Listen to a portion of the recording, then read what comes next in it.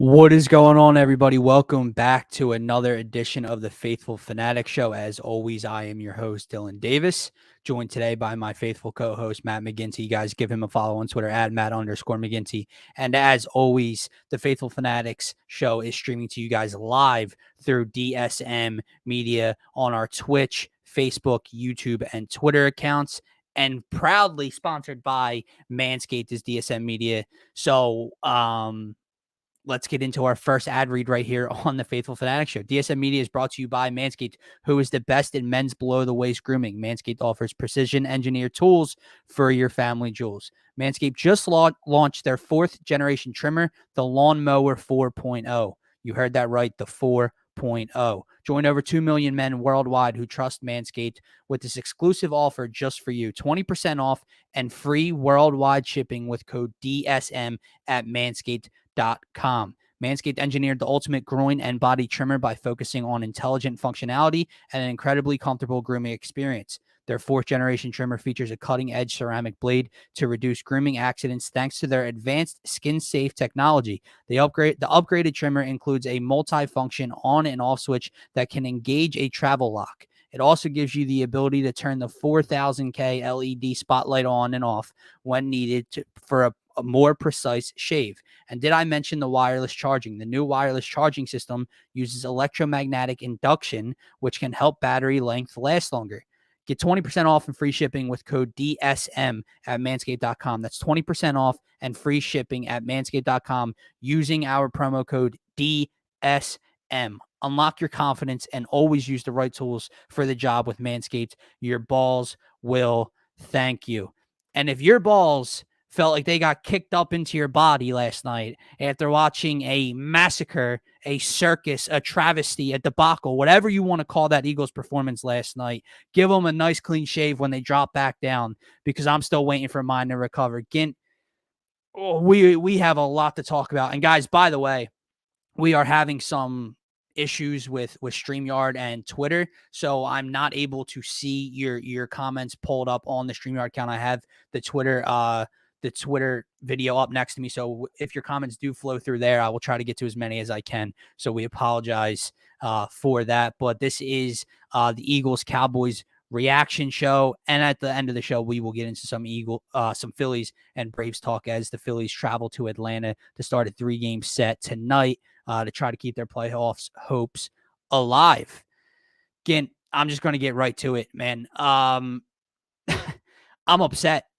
I am upset. I'm disappointed. I'm embarrassed. I'm angry, and it's on me. But we came into this year understanding it's not about wins and losses, but more so how this team gets to those wins and losses. And we want to see growth, and we want to see improvement, and we want to see progression from the young quarterback in Jalen Hurts and the first-time play caller in Nick Sirianni. And it's like we're going the wrong way, man. It's like we started at the top of the hill week 1. This big win, no complaints, all test passed, nothing bad to say about the performance. Then we saw a slight decline in week 2, but thought, okay, there's some moral victories to take away. There's some positives you can take away from this game. They hung in there with a tough San Fran team, and they don't shoot themselves in the foot. They have a chance to win that game. And now it's like they just got knocked the F out in the 3rd round. It was ugly. It was embarrassing. They're undisciplined. They were unprepared, and they're going the wrong direction, man. Again, what was our main talking point all of last week? After a bad performance and their first loss, how would Nick Sirianni and Jalen Hurts bounce back and regroup after that bad loss? The answer to that question is they didn't. They didn't bounce back. They performed worse, and they got embarrassed, and they looked even worse in week 2 under the bright lights in Dallas on Monday Night Football. We have a lot to get into, man, but I'm embarrassed today. Again, I'm upset. Yeah, it was a bad overall 4 days of Philadelphia sports. Obviously, the Eagles being the cherry on the top, but the Phillies fall back to 2.5 in the division. Ben Simmons rumors, and then on top of all that, what occurred last night as one of the worst losses I can remember. I mean, we went through a horrible year last year of football, That's a great point. and 2021 just felt like 2020 all over again. It wasn't fun to watch. It felt like there was another divide in the fan base to some extent. And on top of it, some people are going to read the box score and say, wow, Jalen Hurts threw for 326 yards. But you're right. We're going to get into detail by detail, but we talked about coming off a loss and how they look, and they looked unprepared. The team looked unprepared. The coach looked unprepared. I don't know who looked prepared, to be honest with you.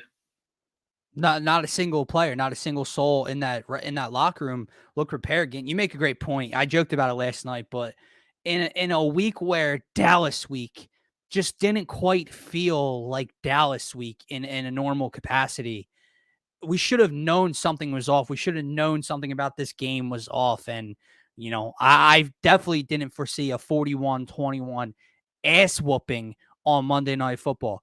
And before we get into Jalen Hurts and Nick Sirianni's performance and this defense and the run game and Jonathan Gannon and everything, look, we're not analysts. We're not some football aficionados. We're not some great football minds. I don't go back and watch film. You know what I mean? But when we do a show, or when Scotty and I do a pregame show, and we just give our thoughts and our keys to victory for the Eagles, what they would need to do to win a game, and it's pretty basic stuff, right? That any of us or any of the viewers could spew and think, that's what it would take to win the game.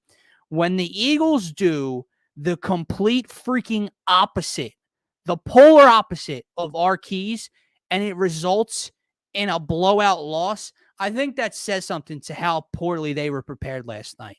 Let's just run down the checklist of things we mentioned, okay? Win the turnover battle. Oh, you lost that battle. Slow down the run of Ezekiel Elliott and Tony Pollard. Oh, they gashed you for 8 to 9 yards a goddamn carry. Run, Miles, run. Run the football. Get Miles Sanders involved. Huh. You did something that the Eagles have never done in franchise history, and a team in the NFL hasn't done in over 2 damn decades. You had 3 rushes in a running back's hand last night. You didn't run the ball whatsoever. You got killed in time of possession. You continue to shoot yourselves in the foot and lead the league in penalties and mental errors. And you made a Dallas defense who we as Eagles fans mock.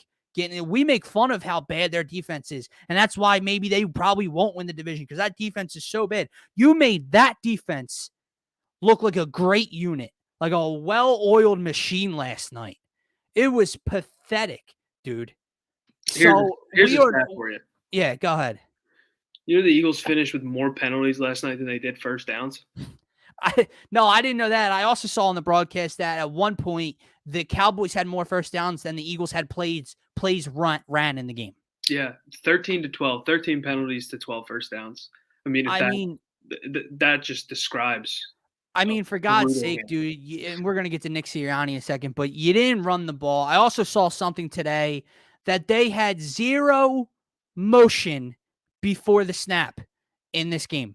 Again, how does that happen in this day and age in football, where defenses are faster and more athletic and stronger, and they're just too good to just line up one-on-one and, and move the ball down the field? That's why Kyle Shanahan, Sean McVay, all Kansas City, they're so good at pre-snap motion and getting the defender's eyes moving. And, where's the ball going to go? Where's the play being ran? You don't have a single snap with pre-snap motion? That's probably never happened before in Eagles history. I mean, my God, dude.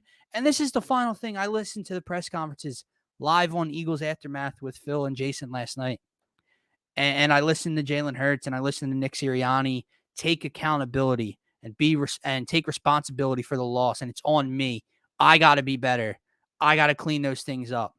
That's all well and good. Again, he made the cliche. You don't drop a deuce and stare at it. You flush it. You got to flush this one, right? It's great.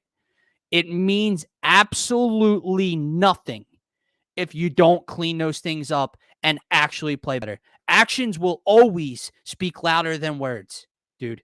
And when Nick Sirianni takes responsibility for his play calling and his red zone calls in week 2, and he regresses to an even lower level in week 3, when Jalen Hurts has a poor passing performance in week 2, and he comes out and throws a pick six and turns the ball over 2 times and is missing open receivers left and right and telegraphing throws and looks even worse in week 3. All of that accountability means not a damn thing to me. And it shouldn't to any of you Eagles fans out there. It's all they carry themselves great. It doesn't mean anything unless they actually clean the things up on the playing field. Yeah, I mean, Nick Sirianni's motto is 1% every day, right? Right. It's gonna take a lot. It's gonna take a lot more than 1% going into next week. How about this? I'll throw a different motto at you. Rent's late. Dude, check bounced. Rent but like paid, man. Rent hasn't been paid in 2 damn weeks. I don't know if this has something to do with the government and COVID or what's going on, and they don't have to pay rent right now, but rent is late for Jalen Hurts and Nick Sirianni and the Philadelphia Eagles. And it's really embarrassing right now. But let's get into actually some of the things that went wrong last night. Again, let's start with the quarterback. I already mentioned the pick six. I already mentioned the first INT, which again was something he struggled with in week 2 that we talked about last week. The underthrows on the tight coverage deep balls. Well, first possession, they drive right down the field and it ends with an interception on the 1 yard line. Because he underthrew another one-on-one tight coverage situation. And the you know what the issue with that throw is, Gint, with me? You can put the ball anywhere else except where he put it. You can either lead Jalen Reagor to the ball and it's a touchdown. You can throw it towards the back of the end zone and it's incomplete. You can throw it to the right. You can throw it to the pylon and out of bounds. You can throw it, I think, to the middle of the field. I didn't see a safety or help coverage over the middle. You could have missed anywhere. You couldn't underthrow it, and you underthrew it by a freaking mile, and you just stalled the drive and just took all the momentum out of your offense right then and there from the opening drive. That's on you. Then he comes out and he almost throws another pick six, or it would have been a first pick six when he throws a ball behind Zach Ertz from his own goal line. He completely telegraphs the throw to Devontae Smith with his eyes. I understand Devontae Smith fell down, guys. It would have been an interception or a pick six regardless. He missed wide open receivers and struggled with accuracy. The Dallas Goedert throw, the play before he throws the pick six. I don't want to hear Goedert could have caught it. Goedert was open by 20 yards and would have picked up 20 more if he just throws him the damn ball. If he just puts it here. If he puts it a little behind him, a little high. No, he throws it out of the reach of his outstretched arms. And then he throws a pick six. He left the pocket too early last night, Gint. He looked scared. He looked frightened of the moment. And this is where I'll throw it to you. And I'm sure I'll catch some heat for this. But listen, this isn't me taking, and I told you so stance. This isn't me taking a victory lap. I don't want to be right about this. I hope I'm wrong. And I'm not saying I am right now. One game doesn't define Jalen Hurts and his future as the Eagles franchise quarterback. But when everyone told, you and I last year, he's the guy, or when we told everyone last year that Jalen Hurts might not be the guy, or Jalen Hurts hasn't proven shit to just anoint him the franchise quarterback of this team, we were called haters. We didn't know football. Put some respect on the man's name. And I don't know about you, Gint, but after the Atlanta Falcons game, I had a dozen people blowing up my phone about how good he looked and am I still a hater? And, he's really not the franchise. Wentz couldn't make that throw. Wentz couldn't do that with his legs. Where are you guys at now? I don't want to be right about this. I'm not saying that I am right now. I want Jalen Hurts to prove me wrong. But from what you've seen, how can you say he's the guy? And again, no, one game doesn't decide if he is. The Atlanta game doesn't decide that he is the guy. This game doesn't declare him not the guy. But the same issues as a passer in this league, the same questions we've had, the same questions that he had in college, in his pre-draft workouts, when he was drafted, they keep showing up. And I'm quite frankly, I'm tired of hearing how he carries himself and his leadership ability and his work ethic. It doesn't mean a damn thing if you can't produce on the field. So stop with the leadership. Stop. That's all great. That's all extra, guys. Number one thing, got to deliver the football, and he can't do it right now. All right. So I think you brought up a lot of good points, obviously, and you hit the nose on a lot of it. I think the biggest thing that I don't want to make this is a Carson Wentz versus Jalen Hurts thing. And I know you don't either because Carson Wentz is gone and he's in the past. But what I will say is I think I would have rather Jalen Hurts hold on to the ball last night more and just get fumble at the line of scrimmage. But dude, like you said, he wasn't a first round pick for a reason. And the same reasons he wasn't a first round pick is the reason he struggled last night, if that makes any sense. No, yeah. But dude, like you said, it's what we talked about all last year and coming into this season was we wanted to be a little bit more poised, make a couple reads, then get out of the pocket, use his legs. It's a tool that he has, and it's a great tool. And he looked scared, super scared last night, eyeing up one receiver, like you saw in the pick six when it was a terribly thrown ball, whether Devontae Smith fell or not. That was a pick six. But I don't know. Did you watch the Peyton Manning broadcast last night, or did you watch the regular broadcast? I watched the regular just because I didn't want the side distraction. Yeah, I got you. The amount of time I didn't watch the Peyton Manning one, but I saw a bunch of clips today. The amount of times Peyton Manning would reference that he needs to throw that ball anywhere else than where he threw it is astonishing. Like you saw in the pick in the first possession, right? He said it. The pick six for Devontae Smith, he said it. You can't keep making these mistakes. And I know it's only 3 weeks into the season, and I'm not saying another thing that we're definitely going to address. Jalen Hurts is going to start every single game this year until the Eagles either one are out of contention and they're going to tank for the lowest pick possible, or two, he's that bad. But I don't see that happening. This year's only for him, and that's what we're seeing. Obviously, he's going to be the quarterback every single week, most likely. So we need to stop with the Gardner Minshew, the Minshew mania. It's not happening. But it's going to be tough to watch this guy, especially with the schedule we have coming up. It does not get easier. Let's put it that way. Listen, man, and we're not going to talk about the Chiefs game just yet. This is going to take me a little bit to get over. But it's going to be very telling of who he is as a player in this league, as the quarterback here for the Eagles, and who Nick Sirianni is. If we thought, from week 2 to 3 was a telling sign of who they are as a play caller and head coach and as a quarterback, after that ass whooping last night, it's really going to tell you a lot, because guess what? And I'm not saying beating the Chiefs. I think we all know they're not beating the Chiefs this week. The 1-2 pissed off Kansas City Chiefs. Chiefs have defensive issues. Chiefs aren't the most sound defensive team. So if Jalen Hurts and Nick Sirianni struggle against them after they just struggled against the Cowboys defense, we, make fun of, that's a problem. And George here, I'm trying to stay up with the Twitter comments.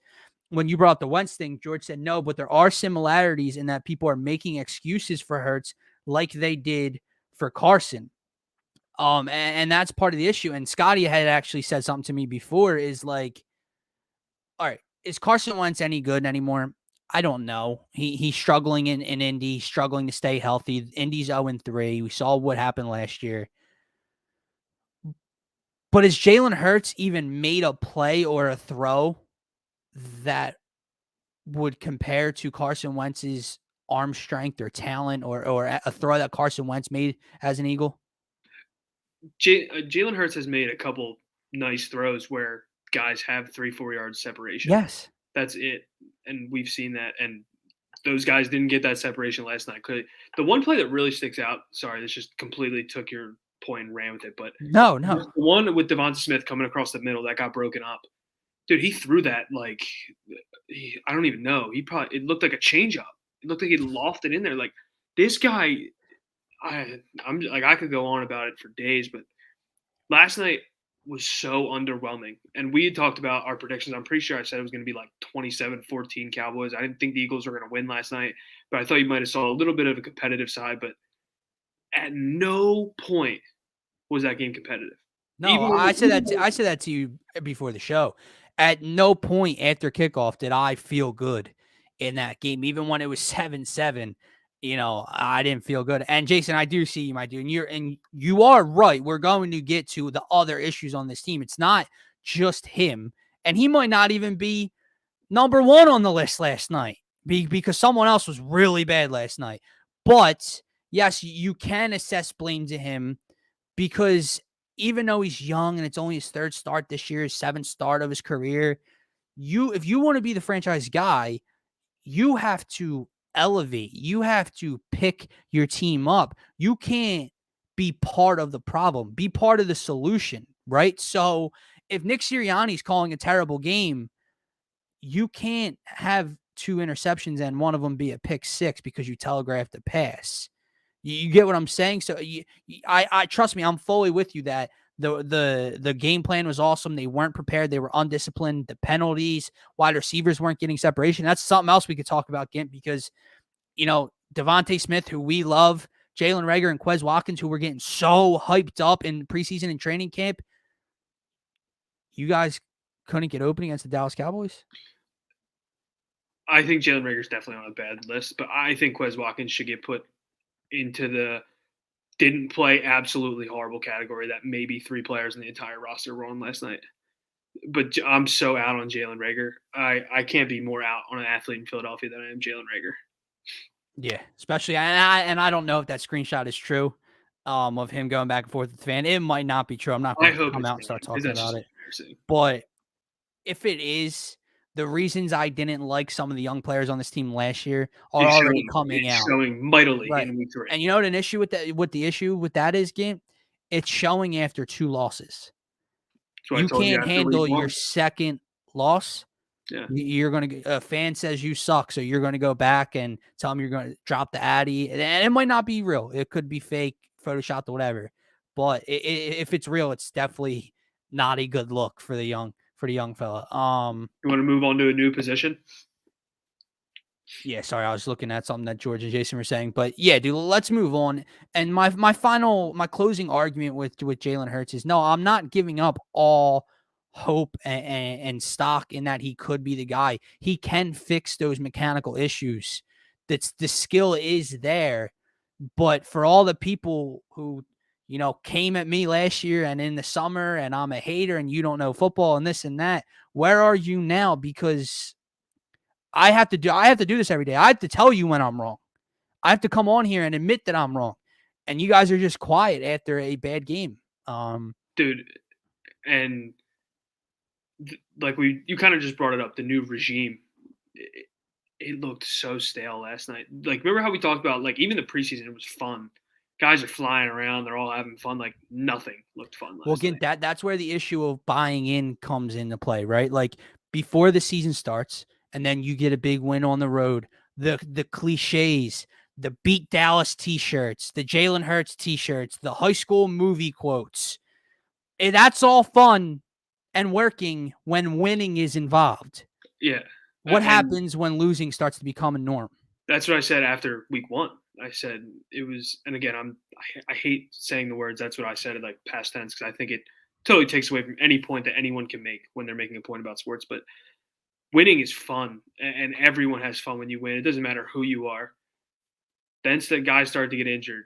You start to lose. Schedule gets really tough. Like, hopefully the guys kind of stay together and the quarterback can keep them in the same room. You don't see a bunch of finger pointing like we saw. Well, I'll tell you what, this is where that leadership that everyone talks about is going to come into play.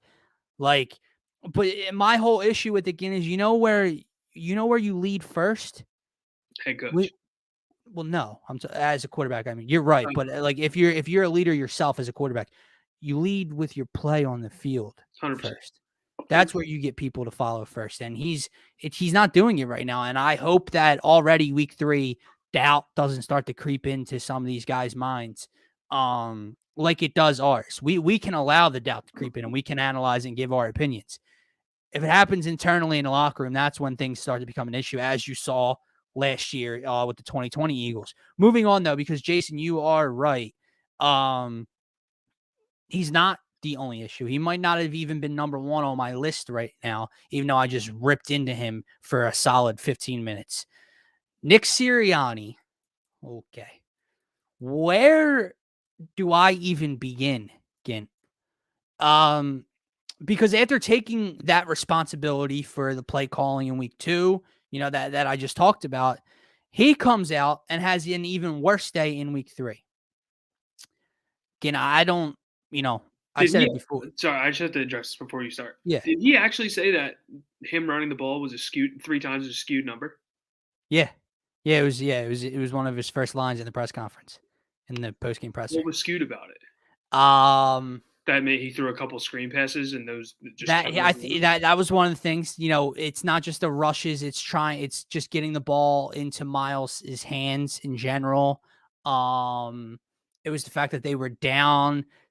Dallas did a good job, and I'm tired of hearing that, dude. I'm tired of hearing, well, they did a good job of taking this away. No, bullshit. It's your job to make things work. It's your job. If they take this away, if you take away X, here's Y. If you take away Y, here's Z. And he hasn't proven that at all, because what happened in Atlanta was plan X worked, right, Gint? He didn't have to go to Y and Z. And what I'm hoping is not the case is that he doesn't have a Y and a Z. Again, he didn't adjust once in this ballgame. 3 rushing plays in the hands of a running back, dude. Miles Sanders had 2 carries. Kenny Gainwell had 1. Obviously we know it's happened before because the stat came out today. It's the first time in about 2 decades that it's happened in the NFL. It's the first time it's ever happened for the Eagles. And I can't believe it's even happened in the NFL before. Dude, the Dallas Cowboys in week 1 on Thursday night against Tampa purposefully shied away from the running game and threw the ball damn near 60 times because they didn't just want to run into a brick wall against the Tampa Bay Buccaneers run defense. You just find, and they still found a way to run it more than 3 times. Like, do you not understand? Like, all right, forget the fact that Miles Sanders is probably your best skill position player on your offense. You might want to get him the ball. How about the fact that it's the strength of your offensive line? How about the fact that it would help out Jalen Hurts? It would open up the playbook if the play action is there. It would help out the RPOs, because the RPOs that you continue to run don't mean shit when everyone knows it's not going to Miles Sanders. How about the fact that you had to have Andre Dillard and Landon Dickerson start last night, and run blocking is a lot easier than pass blocking. So I don't know, maybe to make them more comfortable and play better, you could have, adjusted there. How about the fact that your defense was getting its ass kicked from the opening drive? You don't want to just drop back 3 and out, stopping the clock and putting your defense right back out in the field. The running game helps everything. And you ran the ball 3 times. I don't want to hear, oh, well, they were down. How many times they run the ball when it was 7-0, Gint? 0. How many times they run the ball when it was 7-7? 0. How many times they run the ball when it was 14-7? 0. How many times they run the ball when it was 20-7 in the first half? 0. Really? They were down at that point? No. He didn't run the ball from the opening drive. And here's what I'll throw it to you. Talking about adjustments. Jalen Hurts comes out. Chunk play to Dallas Goedert on the first drive. Little out route to Quez Watkins. Picks up a couple yards. About the Cowboys 30-35. He goes, underthrows a ball, pick. You don't come out the next series and try to settle him down and defer to Miles Sanders or the running game. You just throw him right back out to the Wolves and drop back. That's what he decided to do. That was a good idea last night, Gint. Mind blown that happened last night. Nick Sirriani obviously was brutal last night. There's no way around that. And we talked about after week 1, and I know you kind of already said this, but I'm just kind of reiterating how plan A worked. You didn't have to worry about plan B. Atlanta showed you nothing to have to worry about a plan B. And then last week you saw the offense was still really stale. And you started to say, oh, things are coming together, a bunch of young guys, yada, yada, yada.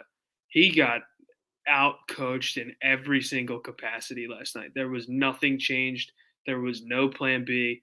And now we realize why there was no plan B. There were, thank God there didn't have to be a plan B week 1, because there is no plan B. This guy is very level-headed, as you can see. We got on Doug Peterson more than anyone ever for not running the ball, and he did something again. Dougie P never found himself to a 3 rushing attempt game. If I'm Miles Sanders, I don't know why I want to even suit up next week. I would have walked in and fist fought Nick Sirianni last night. It just makes no sense. At least, I know we're going to get in Jonathan Gannon. Jonathan Gannon tried to switch things up. He just doesn't have the personnel to. We'll get obviously we'll get Yeah, we'll the get personnel to on the defense defense isn't good enough. The personnel on offense, you have some skilled guys that can do some things that he's just not using. And like you said, Miles Sanders is probably the most skilled guy that we have on the offensive side of the ball, and he's not doing anything. I think the biggest, question mark that I have is, dude, at this point, with him only getting 2 carries last night and how little of you featured him in the first 3 weeks, forget like making it a point, forget just like not using him. It's like you're making it a point not to get the ball in the dude's hands. Like it's unbelievable. Mind-boggling is the only word I have for it. I'm confused. I'm just not sure what the game plan was. That wasn't even asked last night. That would have been a question I had for Nick Sirianni. Like, okay, yeah, you said Dallas did a good job of taking it, but what was your game plan? And why would you not adjust, dude? Like it became a running joke as the game went on. Like, yo, he's really not still running the football. I didn't look at the possession time last night, but I would love. They got their asses whooped. How bad was it? It had to be so brutal. Yeah, at one point I think it was like 31 Dallas to like 13 Eagles or something like that. It was really bad, but that's where running the ball becomes a factor. It's exactly what it is. Against a team who doesn't have a good run defense. Against a team who's missing key components on their defensive line. When your offensive line and putting your foot in the ground and your hand in the ground and just going north and south, because like that's your strength. And then it becomes an issue, dude. How many times did we have an illegal man, ineligible man downfield because of the RPOs, which again is coaching, because Jalen's holding on to the ball too long and extending plays and not really, because by that time the linemen are already 4, 5, 8 yards downfield. That's coaching, dude. So put it this way, forget the game plan. Forget the 3 runs. It's something I've never seen before. 0 snaps with motion pre-snap. Never seen that before. Again, this team was unprepared. That's every way. Coaching. In every single This way. team lacks discipline. That's coaching. This offense did not adjust. That's coaching. The penalties that can, another double-digit penalty game where you're still the league leader in penalties, and all these mental errors that keep coming up. Did you see they're on pace to break the record by over 40 penalties? By a lot. That's coaching. So I'm going to shout out my man Phil Phaithful here at DSM Media. And I'm not saying, this is what happened. But the cliche, the taking the time to come up with the Beat Dallas t-shirt and just taking that time. No, a shirt doesn't win or lose a game. And maybe that's all it was. And maybe I'm off base here. You sure you didn't spend a little too much time trying to play nice and make fans with the fan base and the reporters and the team instead of getting these guys prepared? Because quite frankly, like if they would have shown up, even if they lose the game, if you show up last night, this isn't a conversation. Exactly. And the fact that you completely did not show up and you were unprepared makes that story a conversation. That's what we alluded to when we were giving our predictions for the game. It wasn't whether we win or lose. And obviously, the city wants to win every game. This city is a win-driven city, which it should be, and that's why we enjoy it so much. But just compete. Like we talked about before the season started, these guys want to compete. A lot of them have their chip on their shoulder. They want to compete. They want to prove people wrong. Last night, it looked like they were okay with just getting steamrolled. Like we lost 41-21, and I'm pretty sure we stopped Dallas twice inside the 5-yard line. This thing could have gotten so out of hand. We scored on a fumble touchdown in the end zone. This thing could have been very well been 54-0. It was. This is a very, side storyline to the game, but a play that literally would have changed the game because the Eagles, I believe, had just made it a 14-point game, 13-point game, 27-14.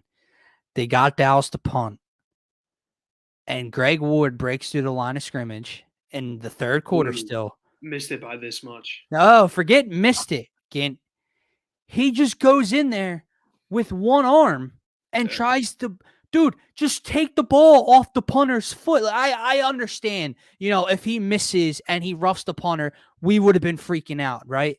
Gint, that would have changed the entire game. That's either getting returned for a touchdown or we start on Dallas's 30-yard line in a 13-point game in the third quarter. That changes everything. But because for whatever reason, he, dives off to the left of the punter and tries to go one-handed sideways to knock the ball out of the air. He misses, and we go 3 and out inside our own 20 or 10. Again, Jalen Reagor needs to stop returning punts. Jalen Reagor. I didn't look at his total. He had to be in the negative last night. I think so. I mean, again, on a punt where we would have started, if he just fair catches it, we start around Dallas on our own 40. Or that's what I was going to say. We ended up on our own 32, didn't we? Before our own 24.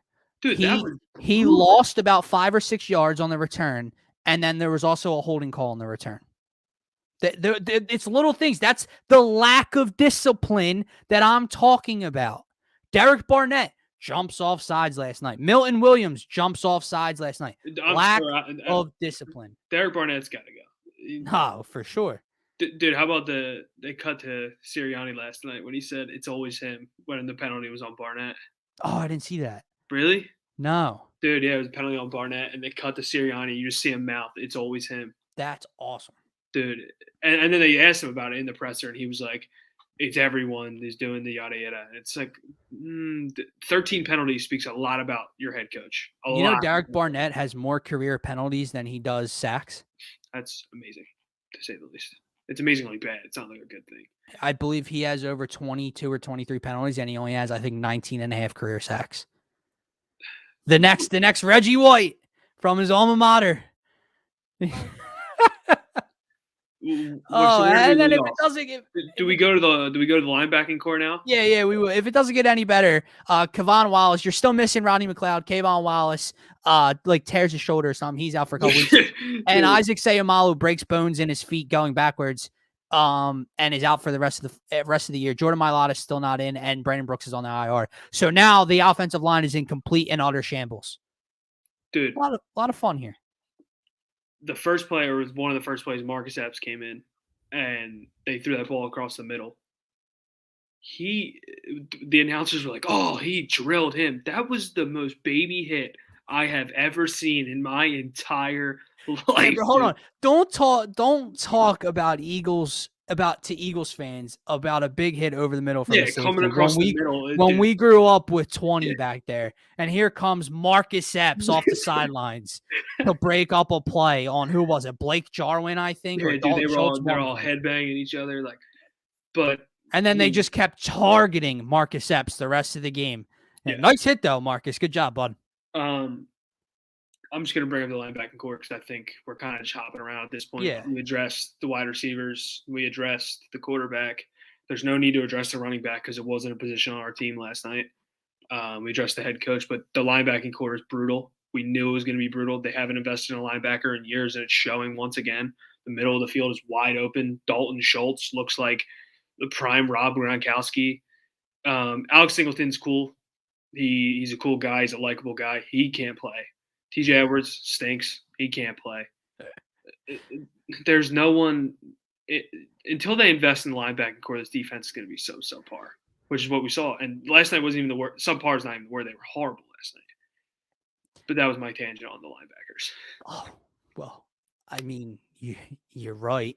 Eric Wilson, Alex Singleton, whoever's out there, TJ Edwards. That's part of the reason the run attack, the rush attack for Dallas was so deadly in the beginning, is because they're too slow to fill those gaps and fill those holes, dude. But here's my issue. I mean, you mentioned earlier that Gannon, tried to adjust or whatever, and I guess he did as the game went on, but he didn't early, and he adjusted minorly. Like, you don't throw any different looks at him. You don't bring a safety to fill a hole. You don't bring a safety up pre-snap.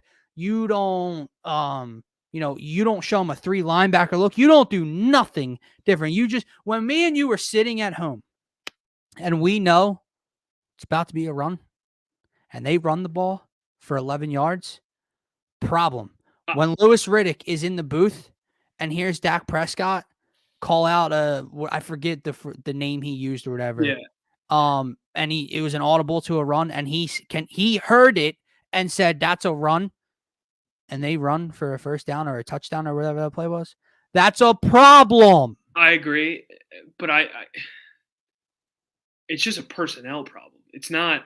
I mean, maybe Jonathan Gannon. Maybe I'm giving a little bit too much credit, but dude, I can't judge a defensive coordinator that has the linebacking core this team has. It's so bad, Dylan. It's so bad. I can't. Dude, Ryan Kerrigan looks so bad. Darius Slay's been great all year. He got smoked out of his shoes last night on that touchdown. What was that? He gave him the most basic head fake of all time, and he was 5 yards. Just more miscommunication in a critical part of the game. That's still a 13-point game at that point. I think a 13-point game with a large part of the fourth quarter left. And you come up with that 4th and goal stop. Now, who the hell knows what happens? Maybe they throw another pick 6. Maybe they go 3 and out. I don't know. But you have a miscommunication with the number 1 corner on your defense. They gave Dak Prescott 9 years to throw that ball. Dude, it looked like they were playing 22nd man blitz. How much do you think the absence of Brandon Graham and Rodney, now they're not linebackers, and I know that's what we're focusing on, but how much of not having Rodney McLeod and Brandon Graham factors into all of this? Still important. I mean, they're important, but I still don't think this defense is good at all. And I think the Cowboys offense is very elite. It is, dude. I'm speechless at this point. One player you have to mention, though, on the defensive side of the ball, Javon Hargrave's a beast. Oh, for sure. He's been like the lone bright side. Yeah, he sits in like the tier above, absolutely played terrible. Him, Quez Watkins, and the punter are the only 3 guys on that list. Dude, that poor Water fella, too. Oh, my God. He got smoked, dude. That just described the game, the way that dude hit that thing. That fella took a beating late in the game. Thanks to Dallas Goedert, too. Dallas Goedert had to shove whoever for no reason. But listen, man. Hey, here's another position group that I wanted to get to before we kind of transition to the Phillies here and wrap the show up. The wide receivers. Now, listen, we can't, flex or anything because the guy who we love and praise the most has struggled since week 1, really, in Devontae Smith.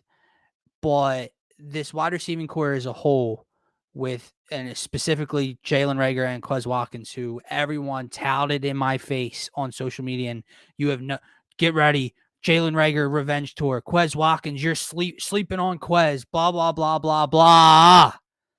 3 weeks, and they haven't done shit. Quez Watkins done more than Jalen Reagor. I mean, he has so far. He's had more of an effect on the game so far. But how much of it a worry to you is the fact that, forget just the loss, and last week against San Fran, like, these guys can't get open by themselves almost. Now, I'm not saying Smith because, he hopefully he continues to get open on his own. But like Jalen Reagor and Quez Watkins, they struggled against San Fran, right? For the most part, outside of like 1 catch each. And that was a beat up cornerback room for San Fran that week. But all right, move on. The fact that you struggled to get open against the Dallas Cowboys secondary, that's a huge problem to me going forward, dude. I know they're young. I know they're raw. I know we got to give them time, just like we got to try to give Hurts and Sirianni and this whole team time. But if you can't get open against Dallas, how are you going to get open against, the Bucs? And how are you going to get open against the Chargers and the Broncos and everyone else in this league? So that's something really worrisome, in my opinion. Jalen Reagor, like I said earlier, I've never been more out on an athlete. I'm big on don't write checks you can't cash. And the way he talked on his Instagram this offseason, the way he talked in the preseason, he just hasn't lived up to it. and especially if he's going around now saying he's going to fight fans, then I'm really out on him. I still think Quez Watkins can be something in the NFL. Yeah. And I'm not saying he's going to be a valuable piece to a championship team, but he's fast. He can play in the slot a little bit. But Jalen Reagor this wide receiver room sucks as a whole. Well, I mean, here's something Jason just said, and listen, trust me, I am not, throwing the talent on the Devontae Smith front. I still believe the kid's different. I think he's going to be awesome in this league. Jalen Waddle had 15 targets. Jamar Chase had 10 targets. Why are you not making? Has 4 touchdowns. Why are you not making it a point to get the ball to Devontae Smith? Now, I'm not saying force feed Devontae Smith when he's not open, because actually I did see a little bit of that last weekend against San Fran when he's just trying to get the ball to Devontae. He's down there somewhere. I'm not saying that, but I mean, my God, dude, it's like everything good that we get, somehow the Eagles had to screw it up. Like Jamar Chase ain't having this problem in Cincinnati. Jalen Waddle, just like Jason said, just had 15 targets. Why is it that we can't get the Heisman Trophy winner the ball? It only here does this happen, dude. Only here. But is there anything else that you react to? Absolutely. Tight end 1's not tight end 1. He looks terrible. And I know it might be because we don't throw the ball in the middle of the field, I mentioned earlier, but Dallas Goedert I don't even know if he's top 30 in the NFL right now in receptions for tight ends. He has been very underwhelming. I know that's probably because the quarterback's been underwhelming, obviously, but that's another person that the fan base loved last year and trade Zach Ertz, this, that. You know what I mean? I'm with you. Tight end 1 does not look like tight end 1. I'm with you. And now he did find himself open more than probably anyone last night. And like we said earlier, if Hurts puts that throw on him, that's probably another 20 or so. Yeah, I'm pretty sure he led us in yards. 20 or so yards. Yeah, but I'm with you. Like the fact that he's not even, I forget the number you said, like 26, or if he's even not top 30, in targets for tight ends or receptions for tight ends, that's a problem, dude. Now, whether that's game plan, whether that's him, whether that's Hurts, and like I said, with these wide receivers struggling, we're not there. It's hard to see on TV the whole field. I know Scotty had said when he was there in week 2, there were throws that Hurts just missed. Like he had Goddard going down the seam one time, wide open. He had Reagor down the sideline one time, missed them, right? So maybe they are getting separation, and Jalen Hurts just isn't getting the ball. He's not seeing it because he's keyed in on one read. I don't know. But the bottom line is I have to look at production and numbers right now, and nothing screaming, that they are creating separation or getting open. Anything else, Gint? I'm all tuckered out, dude. Yeah, I don't want to keep just being a dead bush, because I was going to say there's better things to talk about, but there's not. But how did we get here? The Flyers play tonight. I was going to, dude, like the offensive line was so underwhelming last night. Dillard didn't look completely terrible. No. Dickerson was underwhelming, but Dickerson's also not playing his normal position. Yeah, he looked underwhelming though. But again, I think that might be a preparation thing. But yeah, man, one of the worst losses I can remember as an Eagles fan, to be honest. Well, I asked that question last night. Like, in a year where 2020 was an absolute dumpster fire, and we knew it was a dumpster fire, I don't remember feeling this bad after a loss last year. No, I think week 1 sucked last year, but there were still such high hopes that we were going to be good. And then we got bad. Because, the issue is, like I said, it's not the wins or losses. It's the fact that all we're asking for is to, what did we say before the year? To be fun, to be competitive, to be entertaining. They're not that right now. Their offense damn sure isn't that right now. To see growth, to see progression, to see improvement. And it's like, instead of going on a upward trend, you started at the top of the hill week 1, and now you just fell flat on the ground by week 3. And that's scary to me. Does Nick Sirianni have a plan B, C, or D when plan A isn't there? Can Jalen Hurts improve his mechanics and be a pocket passer in this league? Still a lot of question marks left unknown. It was really frustrating, especially against the Dallas freaking Cowboys on Monday Night Football, for all those problems to be put on full display. And now we kind of got to regroup, because after week 1, we're like, all right, we know it's the bad Falcons, but 32-6, man, like maybe this team can win an extra game or two. And then you see the Giants and Washington look awful. Maybe they can compete for the division. Right now, dude, no shot can this team compete for the division. And not that that was my hope going into the year. I didn't pick them to win the division. But for a slight second, you felt a little optimism, and it was taken out of you like that. Like I said, it's all the accountability, the responsibility, it's on me. I got to be better. It's all well and good. It's great. Means nothing if you don't improve and clean those things up on a week-to-week basis. So if we thought from San Fran to Dallas was going to be a very telling game on who Nick Sirianni and Jalen Hurts are as a player and coach, from Dallas to Kansas City is going to be extremely telling on them as, you know, their character and their performance. Not saying we're winning the game, because we're not. But will they struggle? If they struggle offensively, forget it, dude. Stick a fork in them, and it's over. But with that being said, let's move on to our last and final segment of the show. And guys, as I said in the beginning of the show, the Phaithful Phanatics and DSM Media are brought to you by Manscaped. So go on manscaped.com and use our promo code DSM to get 20% off and free shipping. Code DSM for 20% off and free shipping. Gint, the Fightins. The Fightins did what we thought they were going to do all summer. They reel you in and they throw you back. And they reel you in and they throw you back. And here we are, 6 games left. And they have a meaningful series in Atlanta versus the Braves with the division on the line. I'm just going to come out hot for you and throw this to you. Will the Phillies keep their playoff hopes alive tonight, or are we done after tonight? I think we'll win tonight. I mean, Wheeler's throwing, so you can only be optimistic, in my opinion. Dude, what really killed this weekend was the Padres just not being able to put a couple games together. Padres blew one game in the 9th, lost in extras. I think they lost 3 out of 4 in the series, right?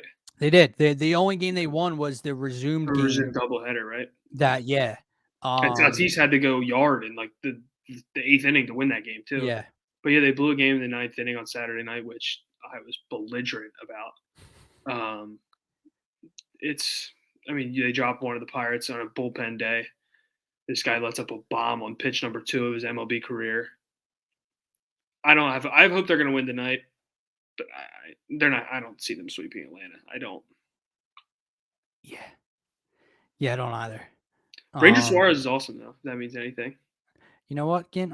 Quite frankly, it doesn't.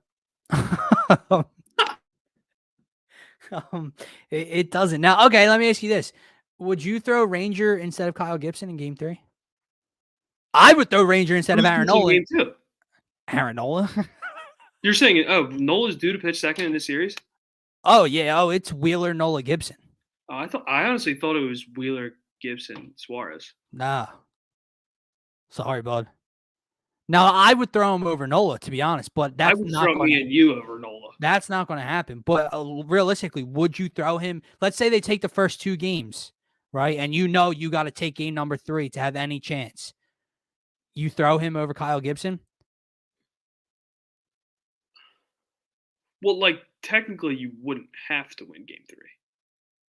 Oh, yeah. Because we both still have a series to go after this. Yeah, but that's fine. But if you only take 2 of 3...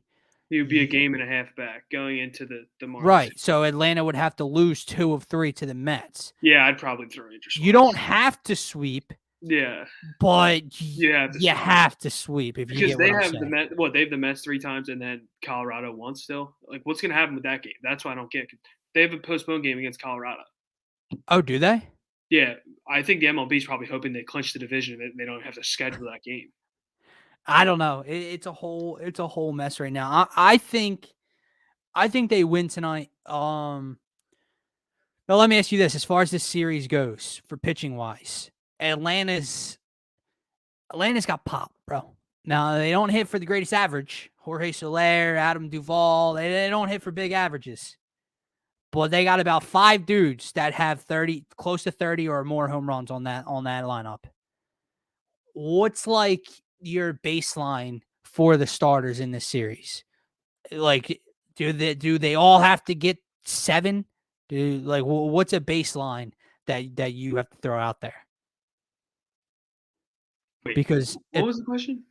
what's a baseline of innings that the starters need to get through against this Braves lineup? Well, Because Wheeler's got to go 7. And Nola, you just have to hope he can make it through 5 innings at this point. if Aaron Nola, okay, let me put it this way.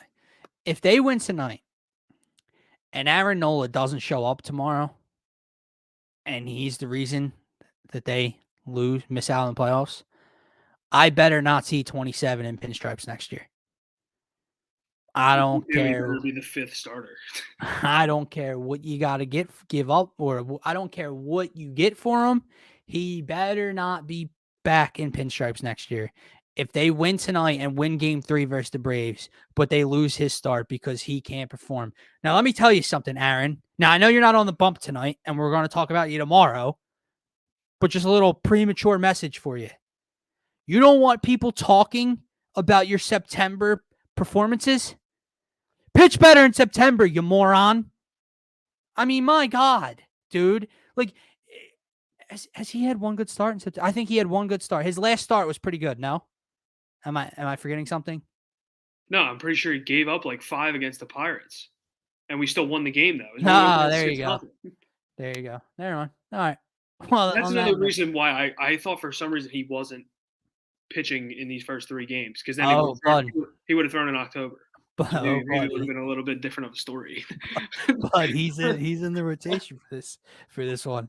All right, guys, that's going to wrap up today's episode of the Phaithful Phanatics Show. I'm your host, Dylan Davis. If you want to, go give me a follow on Twitter at DylanJD98. And of course, give my faithful co-host to my right on Twitter a follow at Matt_McGinty. And give DSM Media a follow on Twitter at DSM_media. Subscribe to our YouTube channel. Hit that follow button on our Facebook, Twitch, Instagram, TikTok, wherever you get your content from. We are on every social media platform. Apple Podcasts, Spotify, we're on everything. So check us out. Congrats to at TU Owls fan for winning the Jalen Hurts t-shirt giveaway. I'm not sure you were too thrilled to hear that you won today. Probably the news would have been a little more exciting before last night's game, but nonetheless, free gear for you. And guys, that's the last thing that I almost forgot, Gint. We've got merch. Go to DSM_media on Twitter. Our Linktree link is in our bio. Click that, and you can find our TeePublic account right at the top of that profile. And we got some DSM gear up. We've got some Turf Talk gear up. We've got some Phaithful Phanatics merch up, and we'll be having plenty more added to TeePublic shortly. And of course, DSM is brought to you by Manscaped. So go on manscaped.com, use promo code DSM for 20% off and free shipping. For myself, for Gint, for DSM, have a good night.